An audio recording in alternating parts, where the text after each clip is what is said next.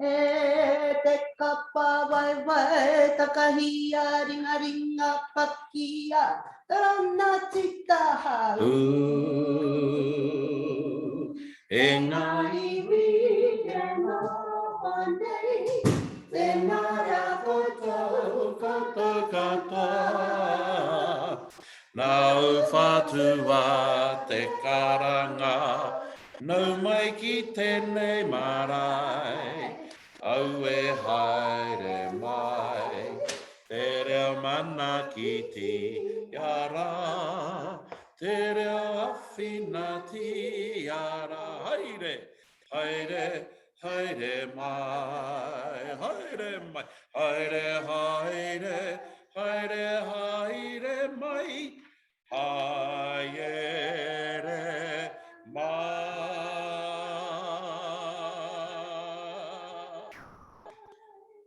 Auehi! Nau mai haere mai e te whānau. Nice to have you here. Middle of the week, Wednesday. We're getting into our new month. What is it? The final day of November? Nearly there, eh? So, oh, tihima. Okay. Well, we've got one more show, one more workshop, toiahurei after today. And so really good to have you fellas here. Tom, Bobby, Mans, Amanda Lee, Auntie Lisa, really great to have you all on board. So we're going to just kick into it now. Kua hipake te kotahi karaka. And we're going to kick into our first waiata, Hakihea. I think we're going to do it at this end, eh? We're going to do a bit of a Hakihea at this end, and then we're going to throw some other nice juicy numbers over to Piripi and Taru. However, let's kick it off with a song about our beautiful tupuna. Nā whakapi te whenua iori, mga nui ki tāmaki, maranga. Maranga maira, maranga maira, he wahine, purotu, Hakihea, orere huo, Hakihea, mare kurai. No wakapi te whenua iori, mga nui ki tāmaki, maranga. He tau kupu na mahanga, e manurere I te pō. He tau kupu na mahanga, e manurere I te pō. O puta kaora, o tutaki, o waiheke awe. Iripiro e, ki te amai ana, o atahua. Ka tai te rongo, ki aha mai warangi. Ko koe tēnā he wahine mana, Hakihea awe. Ka putara, ko makaue, ko mauku, ko wekae. Ko riunga tēnā, ko whiti, ko raumo. Ko te pōtiki, haki putato uri e. Maranga maira, he wahine, purotu, Hakihea, orere huo, Hakihea, mare kurai. No wakapi te whenua iori, mga nui ki tāmaki, maranga.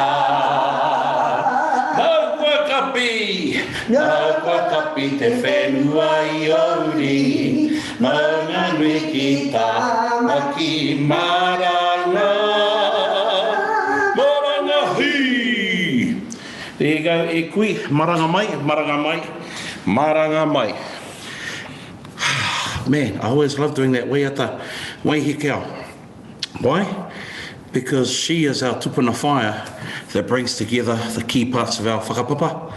That whakapapa which comes from our waka māhuhu ki tarangi, and the whakapapa from tumutumu whenua. And so you get mai aroa from tumutumu whenua, marries manu manu from our waka māhuhu ki tarangi, and you get pepetaha, ruawheke has kahurau, and kahurau marries tūtaki, and they have that beautiful woman, our tupuna whaia, Waiata.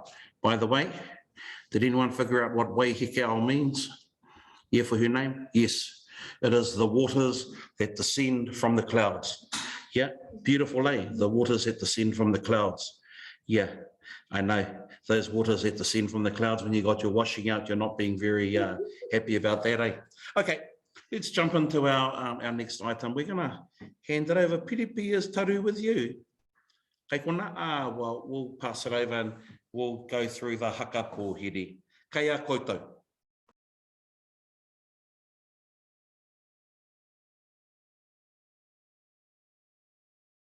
Yeah. Kia ora, tēnā tātou. Can you see me? Fine. Oh, yeah. Just got to get our kuri out of the way. Ka pai. Tēnā iru ia. Au e he aha te hau e wawara mai rā. Au e konga hau e whā e wawara mai rā. Wapaki kauana ngā tai, ngaru ana I wai te mata. Toi a mahuhu ki te rangi, ngā waka ki uta ki a ki te ai au. Ki a rongo ai I te kaupapa I hara mai ai koe. Taka takahea, taka takahea, te wenua I hara mai ai koe. I hara mai koe ki runga o Ngāti Whātua ki runga o Tamaki. Here ngā waka, here ngā tangata e. Etu pōhiri ngā iwi a te motu pakia. Waia hapera. Haere mai, yaue. Haere mai, yaue tunoa. Ngā mana kōrero o te iwi kua ngaro. Tuku I te rangi, tuku maki te whenua ki te kaparawhau. Etu nei. Etu pōhiri ngā iwi a te motu pakia. Waia hapera. Haere mai, yaue. Haere mai, yaue ki taku hui. Hui. Tēnā koutou. Thank you, awesome. I can't wait for us to do that as an iwi. Man, that's cracking.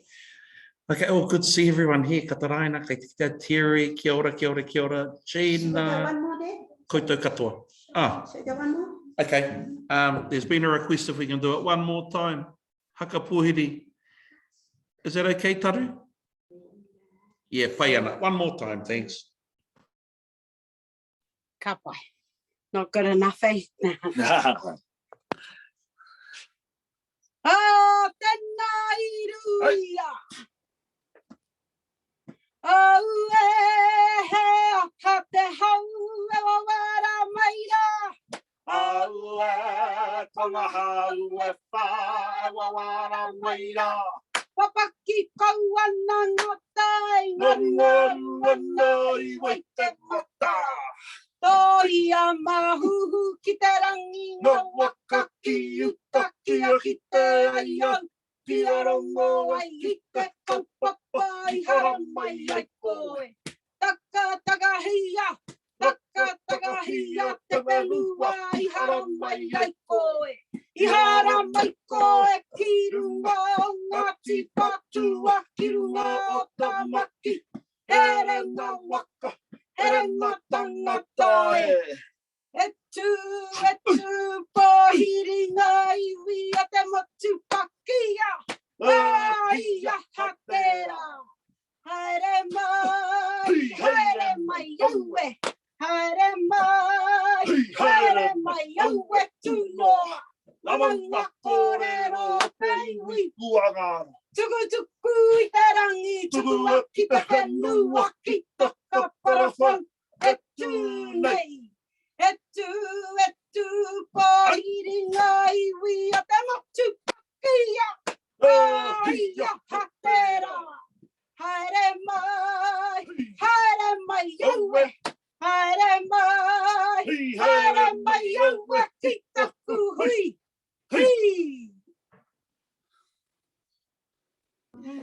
Oh, I imagined I was 40 again doing that. Whew, beautiful.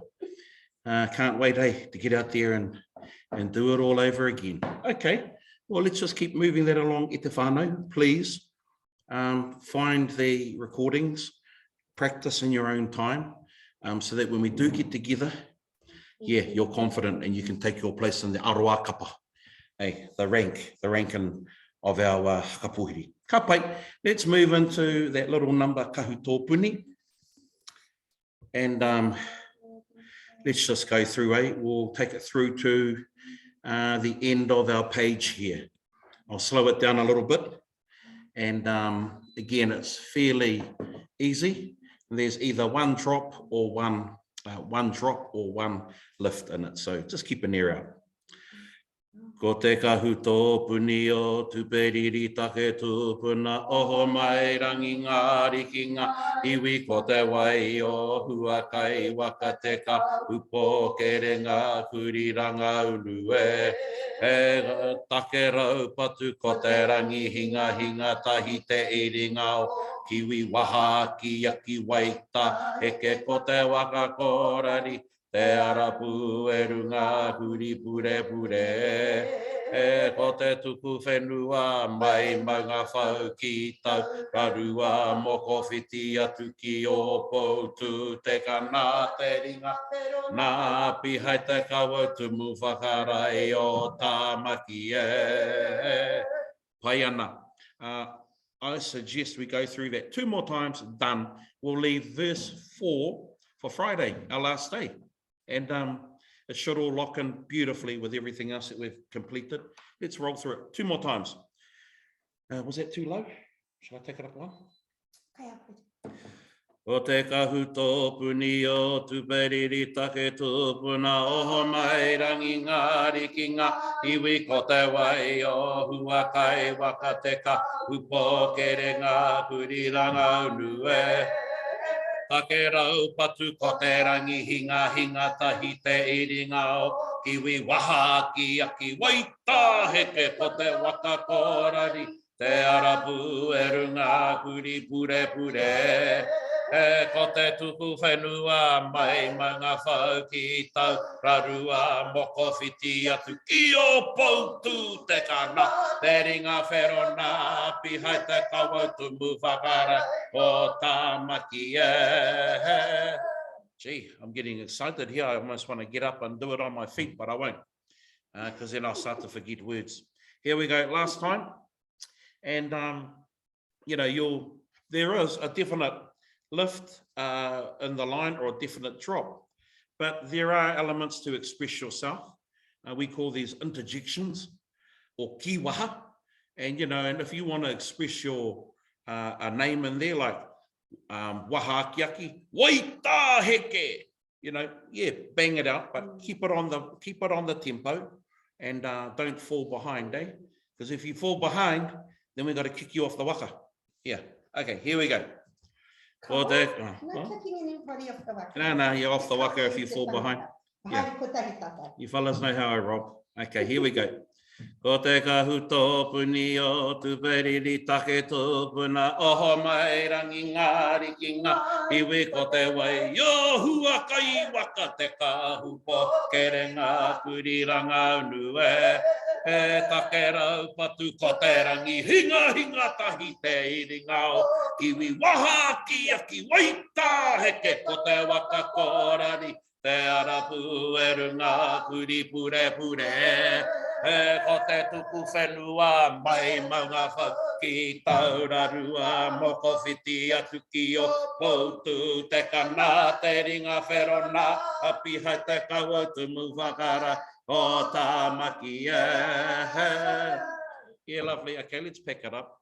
And yeah, just go back to the recording and give yourself a nice little bump ahead, eh? Get ahead of the curve. Okay, we're going to ask if HQ, damn it, I'm calling them the HQ. Oh, BHHQ? Yeah, we used to be the HQ, but we're not anymore. If HQ, if they can come in with matariki maybe. Matariki? Ka pai. Yeah, kia ora. Ka pai. Right.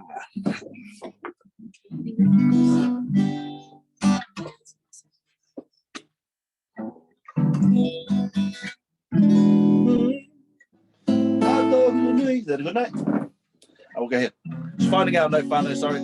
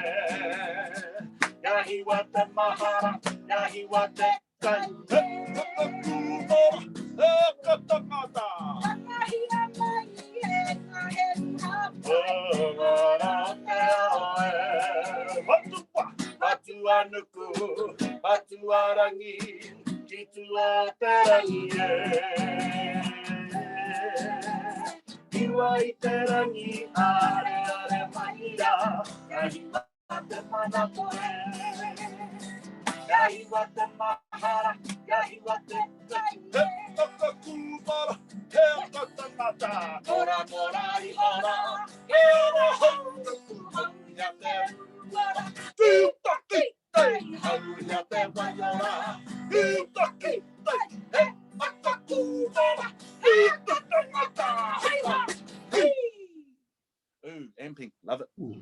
Wow. Feeling the vibes. Beautiful. We love it too.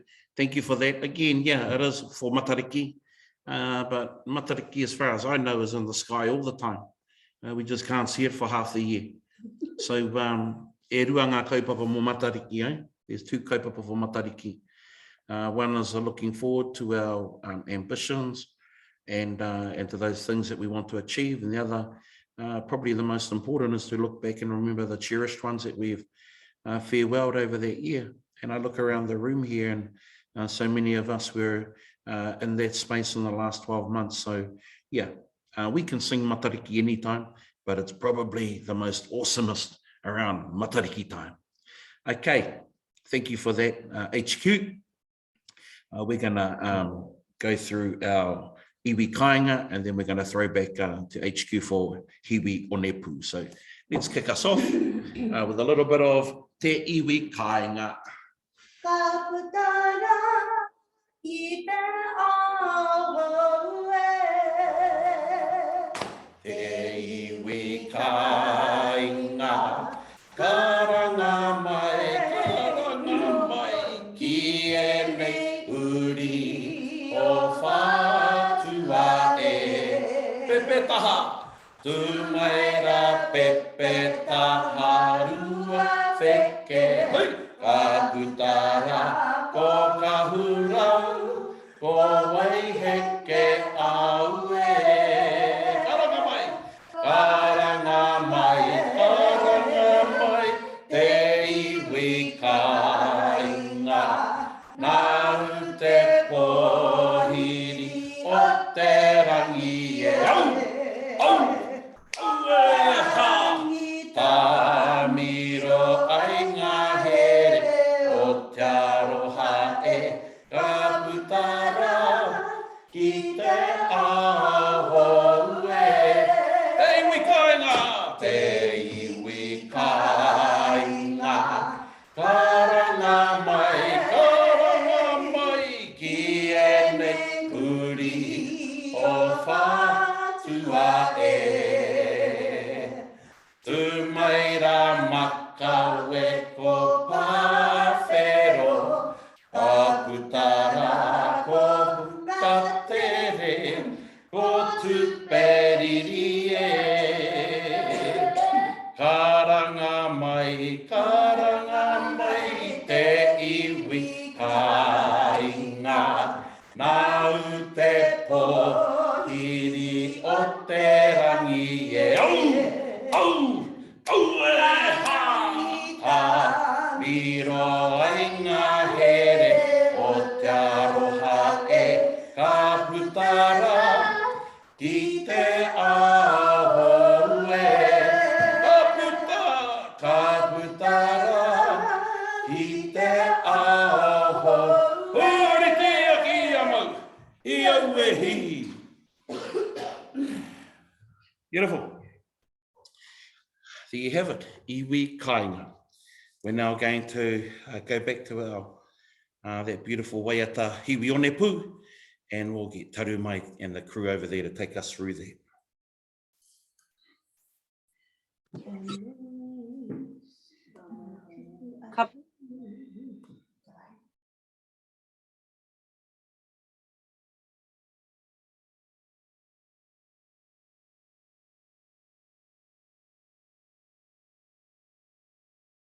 Sorry, on mute.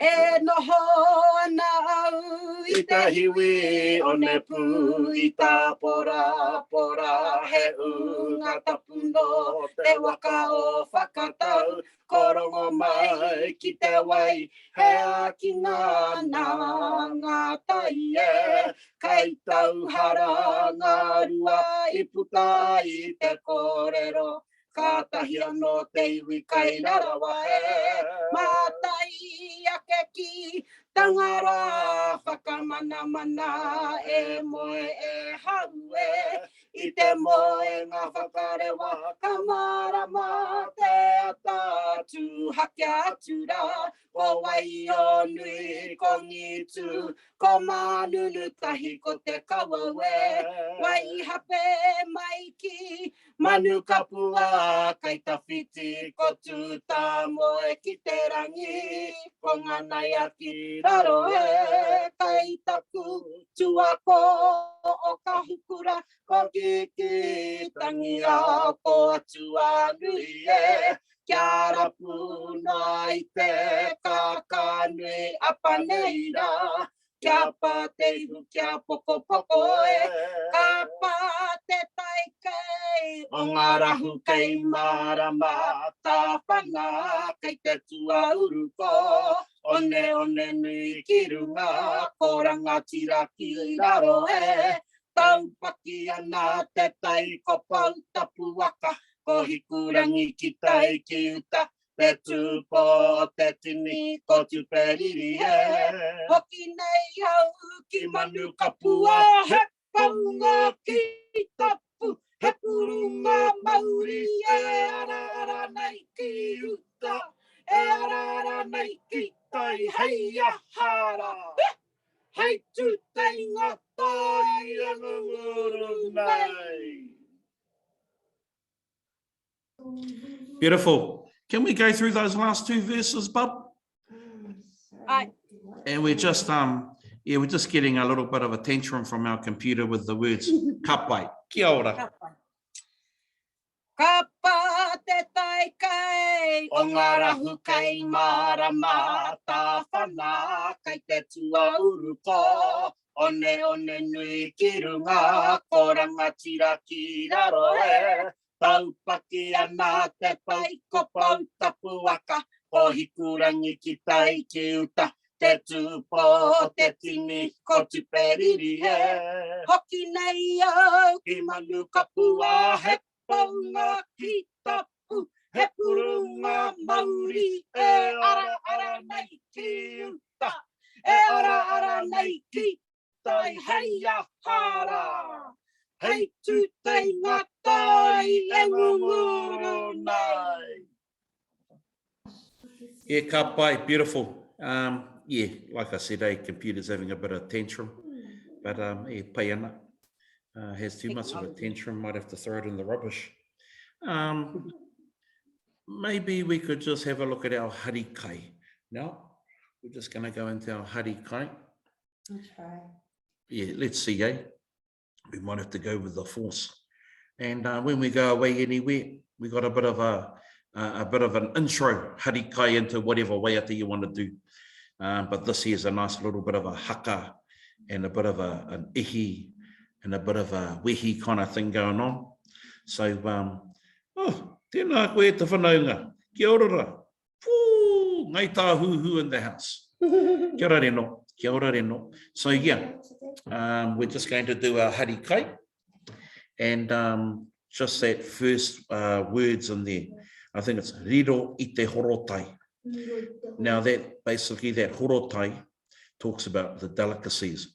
So I've been totally lost over to them. I've been won over by the delicacies on the table, which is my life, unfortunately. And so we go riro I te horotai, kaipara pātaka, riro I te horotai, tāmaki, what is it? Tāmaki. Pātaka. Oh, pātaka, sorry. Kaipara pātiki. Oh, here we go. Yeah, here we go. Okay, you can never replace a computer, eh? Unfortunately. Riro I te horotai. Riro I te horotai. Wai te mata pakaru te tiha te waiarea ahua tau. He rangi makere. Riro I te horotai. Riro I te horotai. Wai te mata pakaru te tiha te waiarea ahua tau. He rangi makere au e ha hei.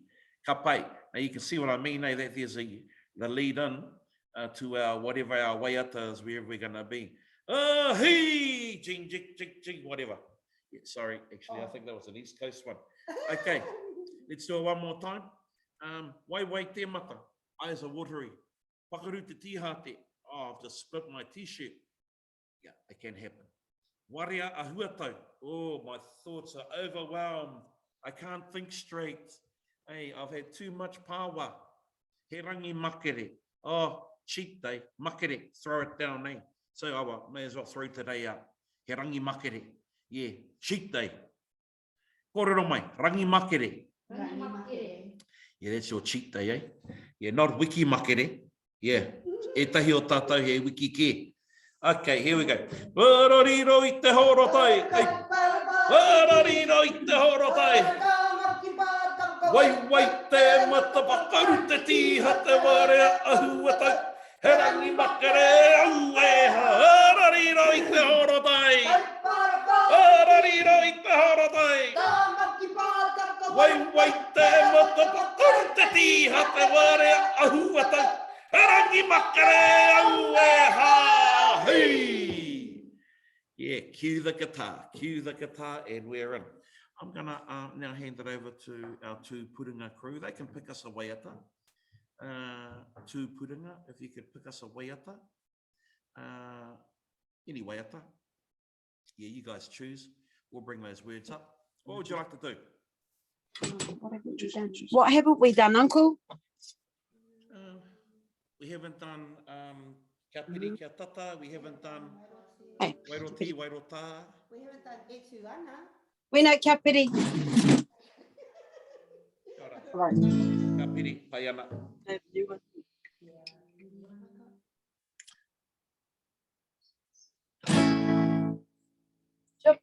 Kia piri, kia tata mai. Kia piri tata mai. E ngā iwi. Yeah. Ki runga te whenua, ora kei e. Ka ia akera, te pohiri. Maku e ki atu, ora kei tupuna, ora kei papa papa, ora kei tawata, ya ora la.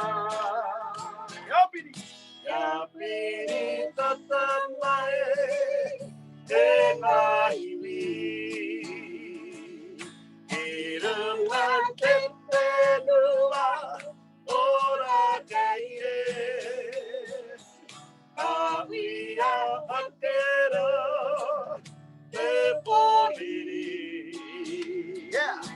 Maku e ki atu, ora ke tupuna, ora ke whakapapa, ora ke tawata, ya ora ra, ora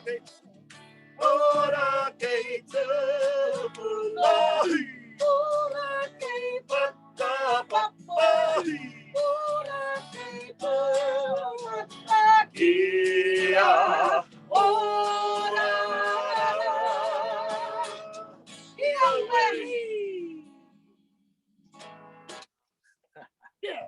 Beautiful. Thank you for that, tū Puringa. And don't forget that we're live tomorrow, 1 o'clock. Neha, tahi kraka, a pōpō, ka pāho mata oratia. It'll be live broadcast at 1 o'clock tomorrow.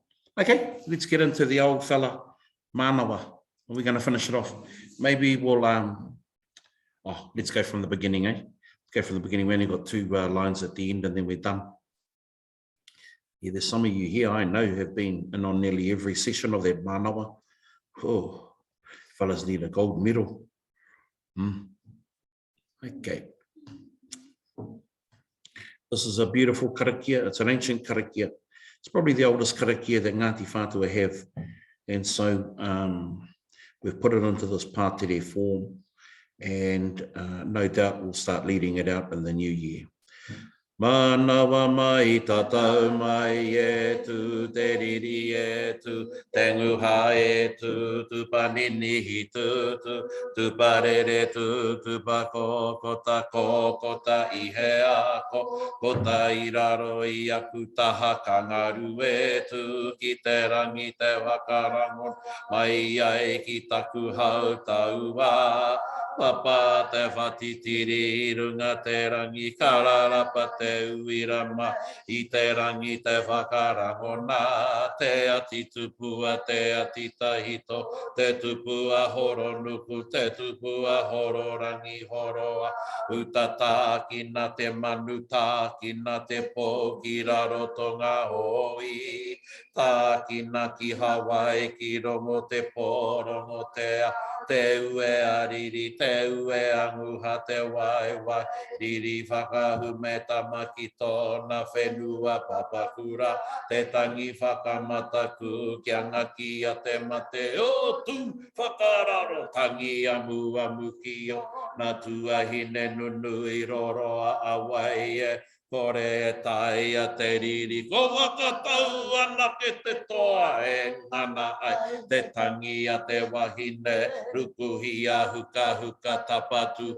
Ki te tae hangai a ke koto, nei hutiro a ke koto na hoe oi. Heke heke iho i runga i ona aitu. Tararapa ki te rangi mau o rongo keo. Te hono o whakatau he poke tahu atuku atu.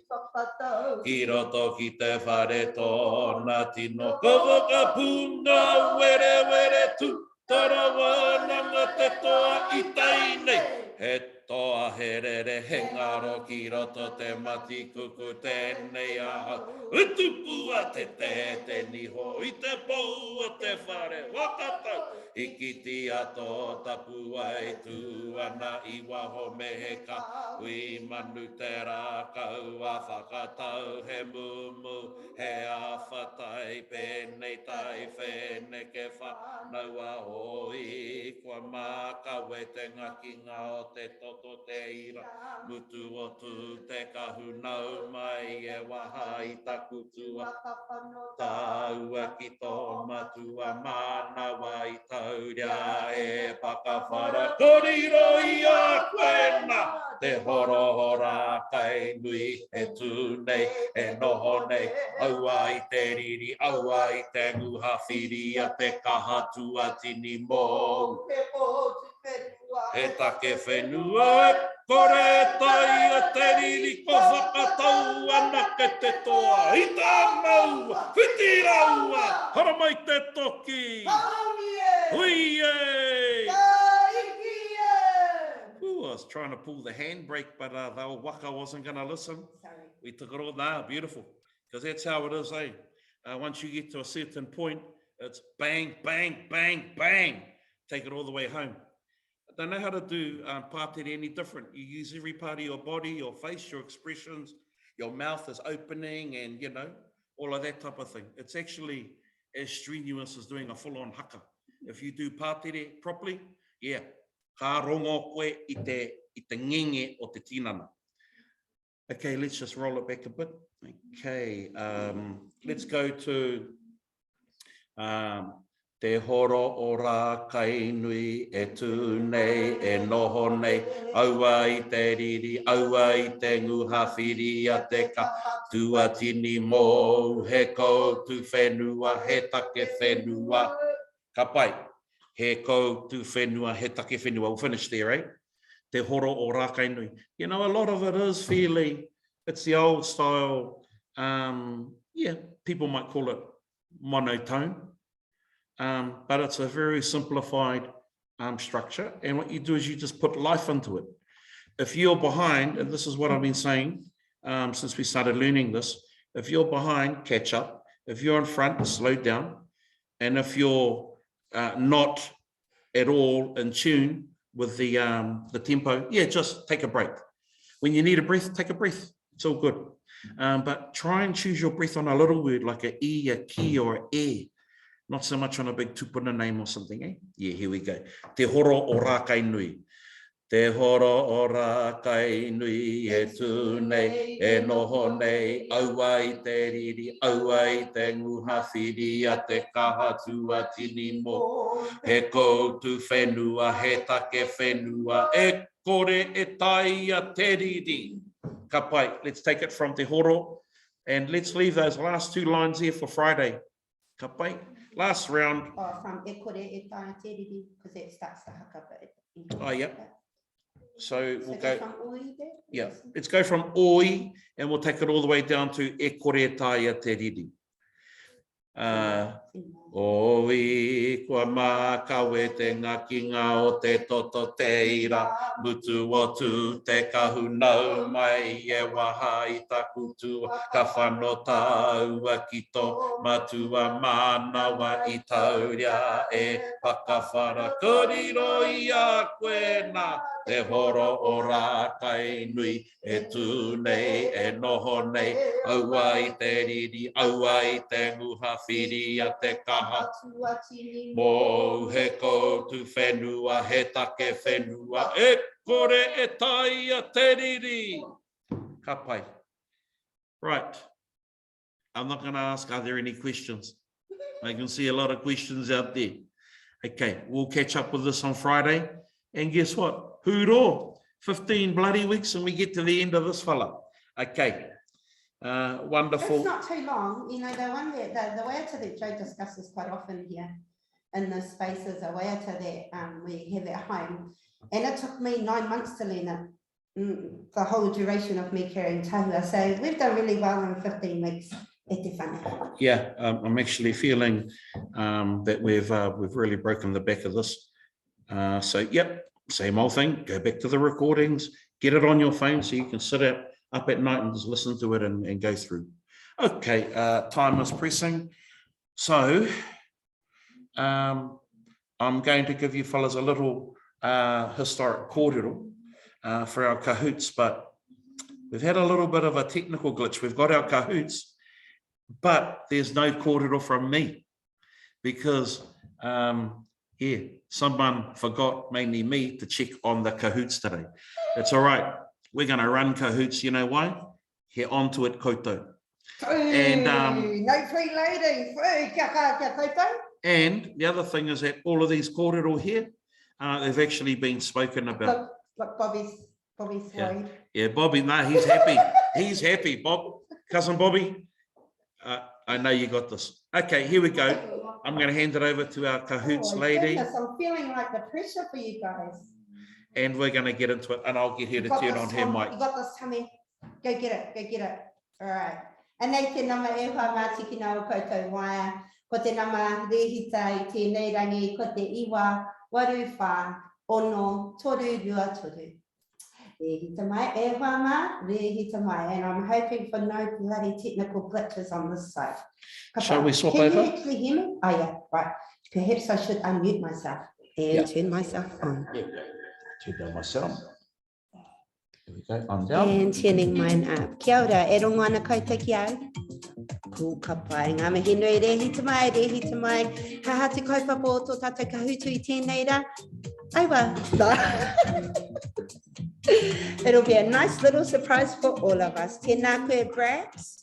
Tēnā koe, heart, smiley face. Tēnā koe, fingers crossed, Rubik's Cube. I'm loving the names today. Cray, tēnā koe, smiley face. I think that's you. Ko rehita mai koe? Karia no. Mene kia te koe.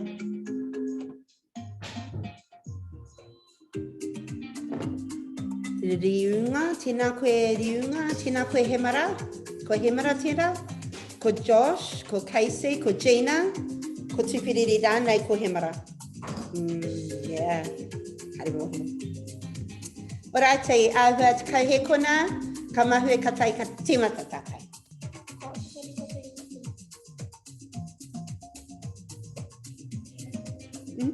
Ka pai, get registered. Beautiful. Kore te kore. Kia ora and rua he kona. Ka pai tēnā koe tūpiriri, me te mea whakamutinga I tēnei rangi, ka pai. E reheko e te whānau, wiki te kauma, oh my goodness, ono. Kia ora rā, kia tātai. All right, kātai tuatahi mō te rangi nei, multi-select, so there's more than one correct answer. E huama, wiki te kauma, ono. Oh, kari au I te kite, I te pātai, because there isn't one. Kia ora, me koke whakamua, tonu tātai. All righty, this is an interesting one.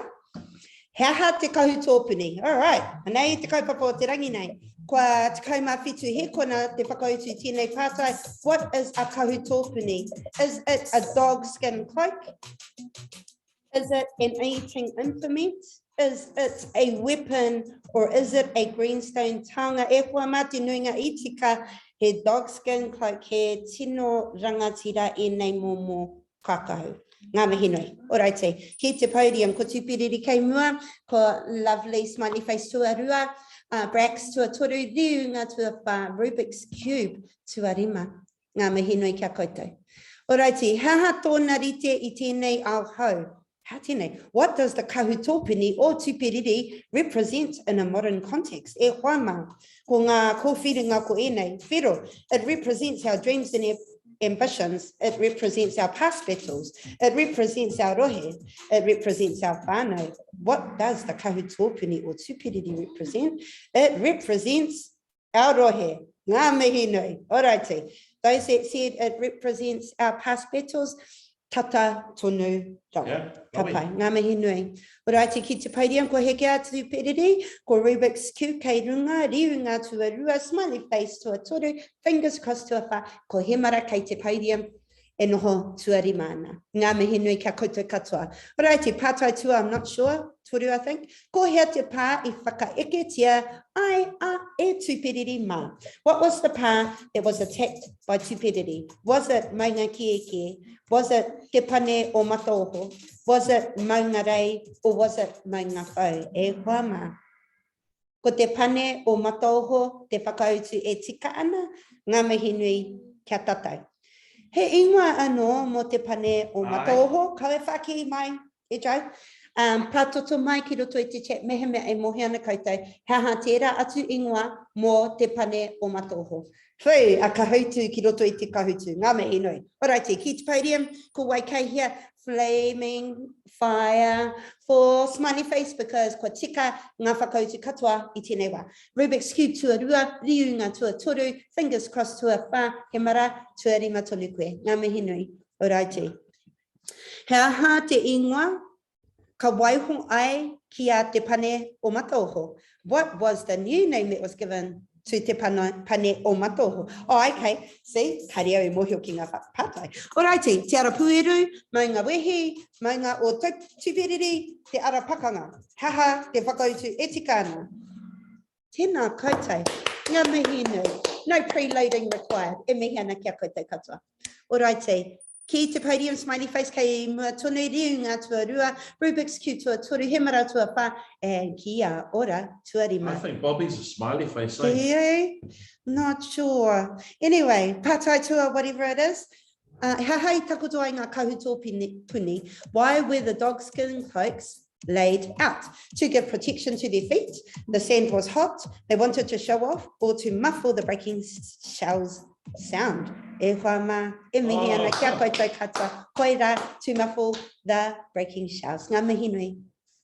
Mean e te whānau. I think 15 weeks ago, we might not have, so many of us might not have gotten that right. Ngā mihi nui, smiley face, kei mua riunga tuarua, he mara tuatoru, Rubik's Cube tuawha, kati te kōrero e sun, and fingers crossed tuarima. Ngā mihi nui, righty, ki te pātai tua ono. Haha te hirahiratanga o te kahoot tōpuni o tūpiriri. What is the value of te kahoot tōpuni to us as uri? Red, it shows our key cultural sites. Blue, it retells the story of Te Arapueru. Yellow, it highlights what underpins our mana. Or green, it shows the importance. E hoa mā. It highlights what underpins our mana here in Tāmaki Makaurau. Well, your mana. Ngā mihi nui. Orati, ko Hakihea, smiley face, kei reira tonu, Rubik's Cube, tuarua, riunga, tuatoru, cross fingers, tuawha, and smiley, happy, loving face, tuarima. Ka pai, Hakihea tātou. Haha te rā, what day is it? Well, it's rā apa, but I think we're talking about the maramataka, ko o rongonui tēnei, ko o tāne, ko o mahuta, ko o haumi e tēnei rangi. Yeah, there's two I've never seen on the maramataka before. Awesome, creative. Ka pai, haha tēnei rangi, ko o tānei tēnei rangi e hoa mā. Alright, ko ke whakamua ki te pātai e whai ake. Amiri tēnei, smiley face, e mihi ana, Rubik's Cube tuarua, cross fingers tuatoru, happy smiley loving face tuawha, and hemara tuarima, ka pai. Haha te painga o tēnei rangi. He rā pai ki te kohi kaimana. Is it a good day to gather various seafood? True or false? Tika pono. Tika. But windy, auntie. But windy, but cloudy too.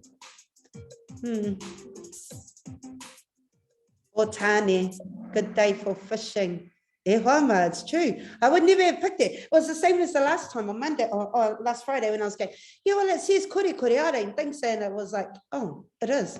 Okay, so don't listen to huia, get the hina e te whānau. Alrighty. Ka pai, kei hea tata ki te podium. Rubik's Cube. Ko piki ake koe ki te tuatahi, smiley face tuarua, fingers crossed tuatori, a barax. Ko tai mai koe ki te podium, ngā mihi nui, and you got a flaming fire, ngā mihi nui kia koe, smiling, loving, warm, happy face tuarima.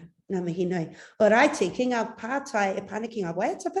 Haha te rārangi kai tāta ki tuatahi. What is the first leading line? Oh, this is an interesting question. Ngā mihi nui e tahua. So, whiro, e tūana au. Kakariki, e noho ana au. Kikorangi, e oma ana au. Interesting. Whiro, oh no, it's not even whiro. Kowhai, e huri ana au. Ha, te whakaute. E kai ana au i te hiwi o nepu. Te rapa, kaore. E noho ana au, en tēnā koutou te nuinga I tika. Ka pai. Alrighty. Rubik's Cube, kei mua tonu, smiley face, tuarua, happy, loving, warm face, tuatoru, himara, tuawha, and barax, tuarima, ngā mihi. Ka pai, second to last question, e hoa mā, whakamutu o te rārangi. Finish off this line. What line? Oh, okay. Did she play anything? Whakamutu o te rārangi. Oh, e hoa mā, I'd like to be able to help you. But I can't. Te kahoot tōpini, what's this song? Uri o Rahiri, Tangaroa, Whakamana Mana. Oh, I think there's only one that's actually in the song. It's a little bit of a long song to go through too. Finish the line. That's the only one in there. Wow. And that would have taken lots to wreck through the brains of people. So, ngā mihi nui kia koutou. Alrighty. Maybe you could hear it and I couldn't. Alrighty, Rubik's Cube.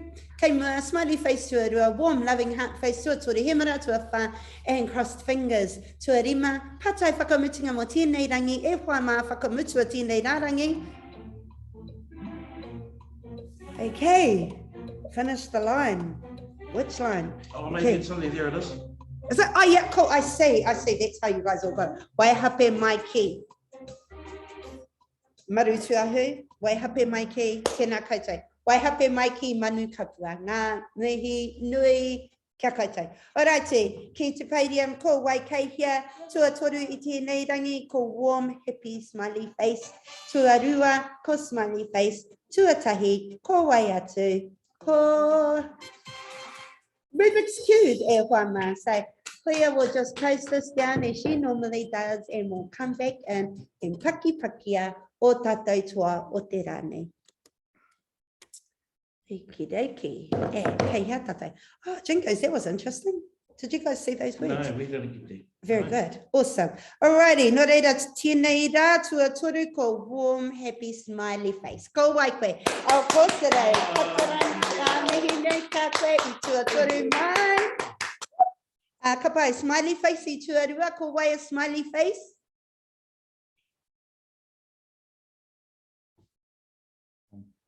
Bella. Bella. Ko Kia wai a ora, Bella. smiley face. Kei te titiro koe kia wai. Monday. Oh, kia ora. Ngā mihi nui kia koe e Bella. I think. Ngā mihi. E tuatahi I tēnei rangi. Ko Rubik's Cube. Ko Waiata ko te Rubik's Cube.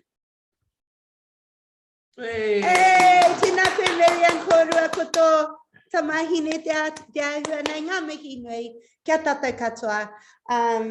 Ko wareware tēnei rangi ko te rā apa Dr. Jeff, tēnei ahiahi, ko wareware ki tērā, karakia ia te pō, te tūpurunga, apopo, toi ahurei, a te rā, me pāti tātou ātau o wāne, me pāti tātou ātau arangi, e pānui anō tau? Kahore.